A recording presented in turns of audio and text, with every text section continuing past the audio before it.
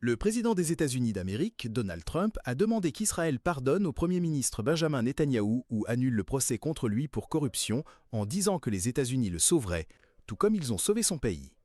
Une inculpation contre Netanyahou a été portée pour corruption, fraude et violation de confiance en 2019. Il nie toutes les accusations. Le procès contre lui a commencé en 2020 et comprend 3 affaires pénales. Netanyahou s'est déclaré non coupable.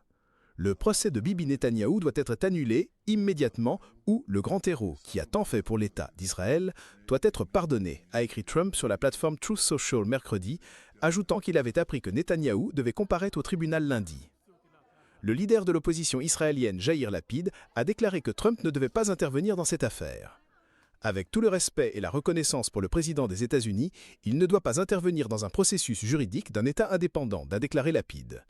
J'espère et je crois que c'est une récompense que lui, Trump, donne à lui, Netanyahou, car il vise à exercer une pression sur lui pour Gaza et pour le forcer à accepter un accord sur les otages qui mettra fin à la guerre, a déclaré Lapid au site d'information israélien Ynet.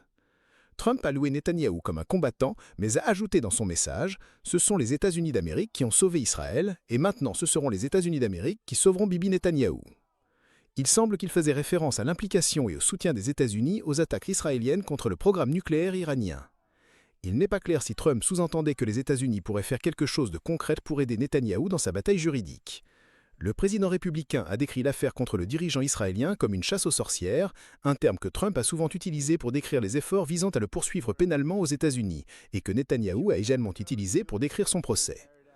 Les paroles chaleureuses de Trump interviennent après un rare reproche qu'il a adressé mardi à Israël pour les frappes aériennes contre l'Iran après le cessez-le-feu.